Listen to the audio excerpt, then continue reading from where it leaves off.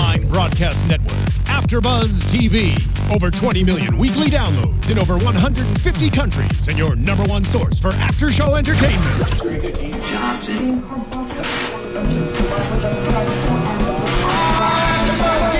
AFTERBUZZ TV, the destination for TV superfans, producing after-shows for over 300 of your favorite TV shows, interviewing celebrities and showrunners, and bringing you behind-the-scenes exclusives. All thanks to E! Entertainment's Maria Menounos, producer Kevin Undergaro, and internet leader Akamai. Now, let the buzz begin! Welcome, ladies and gentlemen, to another South Park After Show here on AfterBuzz TV. Welcome. It is the season 19 finale. Woo! That's it. That's all she wrote. Shut the fuck up, Leslie. Darn right. This is not the show itself. If you want to watch the show, go to southparkstudios.com. This is the after show where we talk about the show. Has been all season. There you go. And speaking of classy ladies, welcome Christy Olson. Oh, we were just talking about what I can do to my name to make it as classy as classy as. So we're thinking the C fucks the H of the underside, which in turn... Here's the thing. It's never going to be as good as, spelled with an I and a little dick that hangs off the C and fucks the L out of the ASS. You can never say that. No, it's true. It's true. I'll just have to stick to Christy reports. There you go. There you go. And we have Stephen Lemieux. Hey, guys. And, of course, Phil Svitek. That's me. Hey, you are. All right. First, overall impressions of this episode. Did it tie it up? How do we feel? It got an A- on AV Club. Really? This is the first season finale of South Park that directly leads into the next season. This is the first season finale that is, in fact, a season finale. Yeah, it's it teases us with next season will be the presidential election with Garrison and Caitlyn Jenner. I wasn't a big fan of it. I thought it was great how guns were the best use of. Shut the fuck! Shut up, Phil. No, okay. Guys. God, you know maybe what? To run an after show well, it just requires strong leadership like that of Phil Svitek. I mean, you know, I actually laughed out loud when they had the guns every time. Yeah. Hey, let's go to the gun show. Yeah, it's gonna be so safe. Yeah, it was like the shining moments amongst whatever else was like befuddled and boring, and I couldn't concentrate on it. I kept being like, wait, what's going on? And having to rewind back. It took me like an hour to watch it. Well, it's because I think my problem with the episode was I kept trying to think of how everything from the previous rest of the season tied into it so well, but it didn't really tie into it that much. So like I was grasping at straws that weren't actually there. Yeah, exactly. I mean, it answered the question of who's evil, to a degree, Leslie or PC Principal. Now, I thought they were going with your theory because Butters was talking to his Canadian girlfriend or whoever she was. So I thought we were going where you made that prediction about Canada being tied into this. But we weren't. You know, the one thing that is kind of... I totally just like blanked. I'm sorry, guys. That was weird. Well, we have Jimmy who's he's sort of known the truth, quote unquote, but didn't really. I mean, none of us did. No. What did you think of the whole aspect of gentrifying a species out of being able to afford their own planet? Because in current America, you can kind of see how like the middle class has gone from being kind of the upper middle class to like now they're very basic in the way it's like, you know, you just barely have a house, you live normally. It's like they've become lower middle class through everything so much more expensive. And the Whole Foods is a embodiment of how you can take something that's just as simple as a grocery store, raise the prices, and suddenly it's this whole new thing if you make it hip and trendy. But I also think it also speaks to the fact of now more than ever you have people living way beyond their means, even if they could afford many things, but it's like, hey, isn't it fun to go downtown and have some wine at Skeeter's wine bar? Yeah, you know, so people are kind of spending beyond their means because it's all relative. It's like, what the hell's debt anyway? Yeah, a lot of people, I think the biggest thing this winter has been like, but what about these poor families that can't afford an Xbox One or a PlayStation 4? It's like, maybe their priorities shouldn't be an Xbox One or a PlayStation 4. Maybe their priorities should be spending that money to better their financial situation. They should buy guns. Yeah, exactly. There you go. Because then they'll have the sense of togetherness only after they point guns at each other. I love Stan's my family family. does it. The whole conversation throughout Stan's family was great because it moved Randy and his wife's Sharon. Sharon. It moved Randy and Sharon to that point that they were before all this PC stuff happened because she was slowly hating him. Mm-hmm. So it kind of cleared the air on that so they can move on. But it's just great because you get like a nice heartfelt moment amidst everyone just holding guns to each other. And then Cartman and Cartman's mom's like, he actually listened to me. I mean, again, it kind of what's funny in the most absurd of ways is that, you know, I think there's a stat that came out after San Bernardino. The number of deaths when people have guns is 2. The number of deaths when you leave it to police is 16. Now, I'm not saying everyone have at guns, but I think that's what they were commenting on. Yeah. I mean, it's just the big argument right now is like, if we took away all the guns from everybody, would we be safe at that point, or would the bad people still find a way to get guns? I mean, you have all the big news topics right now are the shootings. Of course, there was in San Bernardino, and then you can mention. I mean, there's so many of them right now. But then you also, on the flip side of that, just in the last week alone, there were 3 shootings that were canceled, basically, or snuffed out before people were harmed by people with concealed carry permits pulling their gun out and shooting the potential shooters and killing them or heavily wounding them so they couldn't go on their shooting spree. I think it was like 3 days ago. Just an Uber driver was driving by, saw people with guns about to start shooting up the place, and he pulled out his gun, fired into them, and stopped it from happening. I bet they were ads. They were probably ads. I don't know. I mean, it's funny that what I really disliked about South Park this season, and I thought they would go so much deeper, is they really didn't rip apart how asinine our political system is right now, or how asinine a lot of these arguments are. They very lightly touched on it. Well, here's the thing. It's up to you to interpret how you may. Now, again, much like with the ads, you try to go in any certain direction with South Park and try to give it a definitive answer, then you're just going to end up going the wrong way. Mm-hmm. But there are layers to it. Just eventually you can't find it because you're going to end up getting ice cream instead. It's just that way. Did you guys think that the gun thing, I didn't think that it played into it so much so that it was the plan the whole time. Didn't it sort of seem like that was maybe thrown in because of what just happened and to make everything timely and like the way that South Park does? It was funny and it worked, but it could have been anything, right? Yeah, I agree. I mean, you know, ultimately, I don't think they had a clue as to where they were going, even though they've kind of gone in this route. You know, it's just that's why I don't think a lot of the stuff that it's one thing when you kind of map out an entire season, but that's why if you're looking for some stuff, Stephen, as callbacks from their earlier episodes, yeah, it's tough because they didn't necessarily know they were going that way. Yeah, I mean, it felt like Lost in the way that, like, oh man, this season's really good. Everything's building up to this one. Oh fuck. Yeah, I mean, it kind of felt like it was like it blew its load, but it like wasn't a good load. I mean, here's the thing. Ultimately, I think it just comes down to I think we all just want to be spoon-fed. We look to South Park for answers in an odd way, and we want to be spoon-fed whatever the answer is, and it just didn't give us that answer, which is life. Yeah, but I don't want to work that hard when I'm just watching South Park.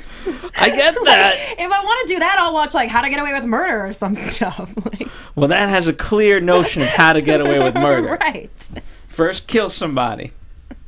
Then get away with it. And sleep with everybody.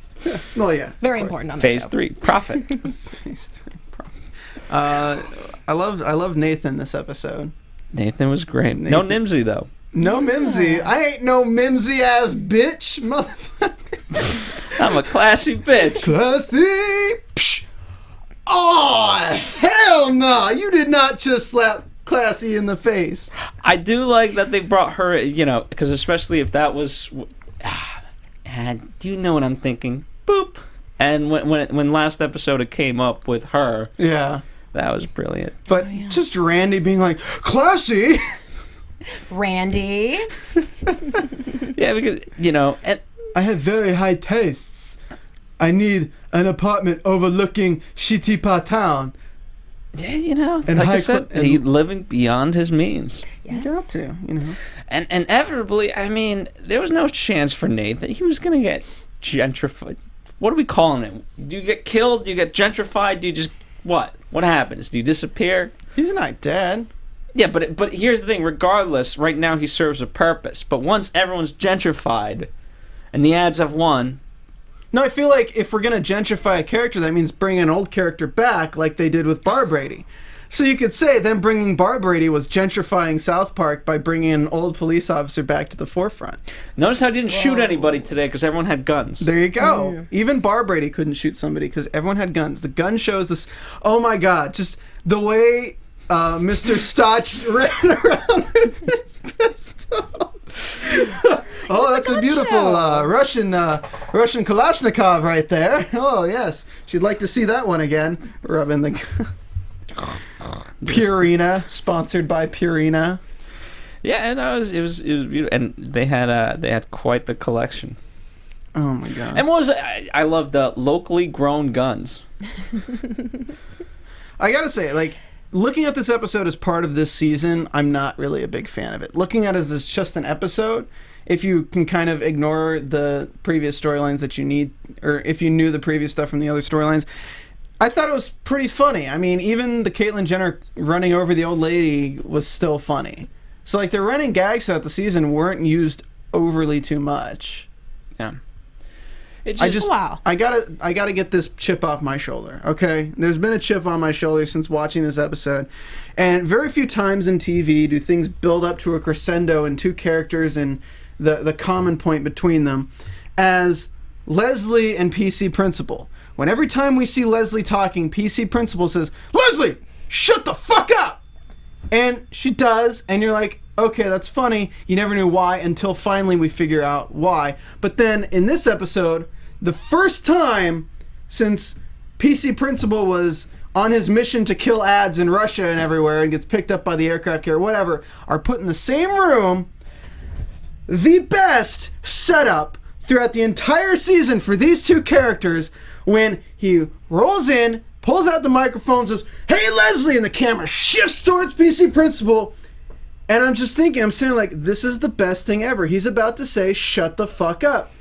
And then he doesn't. And I'm like, what the fuck? I'm cheated. He's a changed man. That's the whole thing. Like, the way they set it up, that Leslie is like, "Kyle, you have to give a speech." And then you feel like Kyle is going to wrap this entire thing up. Yeah. And the last moments, no. None of it is... The Whole Foods may be gone, but it doesn't matter. It's a different time. It's a different time. What? The fucking Whole Foods leaving. I really was expecting like a poltergeist kind of thing. Like when the building starts shaking after Randy talks to Randy, you're talking to a building. You're talking to a Whole Foods. But when the building starts shaking, I'm expecting like the lightning bolts in it to like disappear. You expected like it to lift off like the Starship Enterprise? No, it's Poltergeist, right? Where the house implodes upon itself. Yeah. The house is on. They basically build houses. Spoiler. Oh yeah, on Indian ground, and so therefore all the spirits want to get out, and they're haunting them, and this and that. So. And the house implodes. Yes. All right, now on to watch it. Thank you, Phil and Stephen. So, yeah, I get, yeah. You know, I don't know where you're going with that. That's your thing.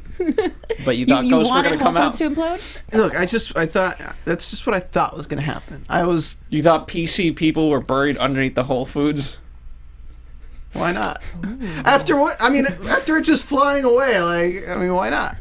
I mean, hey, anything was possible. I did really like though that when they showed Russia, it was a gentrified Russian town.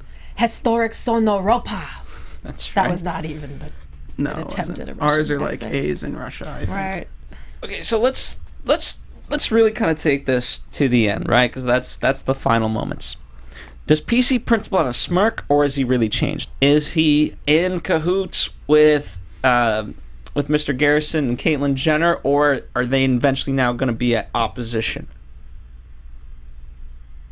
PC Principal and them? Yeah. I mean, because they intercut it. What does that mean? Mm-hmm. I don't know. I think, when's the next season going to come out? Next year. Next year around the same time? Yeah, pretty much. Okay, so that'll be after the September. election. After the elections have happened, after we already know who the next No, it's going to be president. September. Oh, you're right. Yeah, the season will start in September and end around this time. Oh, yeah. It doesn't start when we, No, yeah. I don't Been a know. long season, people. I don't know. I don't know. I think it'd be great to continue the Garrison Caitlyn storyline. Well, it also depends how famous, what the hell actually happens with Caitlyn Jenner during the off season. By then, yeah. Will be another season of I Am Kate or whatever again by then. There'll just be another freaking... There will be another person who gets highlighted that's just as ridiculous and stunning and brave. I don't think we have that many stunning and brave people. Maybe PC Principal himself will become stunning and brave. Oh, God. Maybe he'll be a PC Principal Plus. Yeah, I don't know. This episode, I don't really have much more to talk about on it. I just it had a lot of great kind of jokes and one-liners. I don't care if they're aliens or they're vampires. We need to round them up and fuck them until they're dead. We're going to kill them with kindness, but instead of kindness, we're going to use guns. Yeah. He was actually talking about... wasn't he talking about his son at that point, or Kyle Broflovski at that point? And Stan was like, "Yeah, Yeah." like what? And Shelley, you take care of Grandpa. No. No, literally, just take care of Grandpa. No, don't shoot Grandpa. Just literally take care of Grandpa. Oh man, that was funny. I love how Grandpa just didn't care. No, he didn't say anything. He didn't pull a gun. He's the veteran. He didn't pull a He's gun. seen it all. Yeah. Yeah, he's done with this PC garbage. Yeah, so am I. I think everyone is. I don't like the dissension between Stan and Kyle either. That's not. They're bros, I dude. think they're cool now. Yeah, but nothing's I just the don't same. find it believable when they turn on each other. Here's what I was expecting an all. Kind of the way whenever the last time they really took a weird turn, at least how I equate it, was when things got real shitty. And then they had the next episode when things got back to normal. And so I was expecting an episode like that where things got back to normal, right? I think Asperger's it's called because Cartman was, they were like, "Oh, dude, these are the most delicious burgers in the world." It's as if he took McDonald's, Burger King, Taco Bell, and so on and so forth, and took it and put it into a gas form and put it in a burger. Remember that, Steven? I don't remember that actually. I do. He would fart on the burgers to give them the flavor. Oh my God! Yeah. How could you forget? Oh my God! So I thought we were gonna have something similar to that.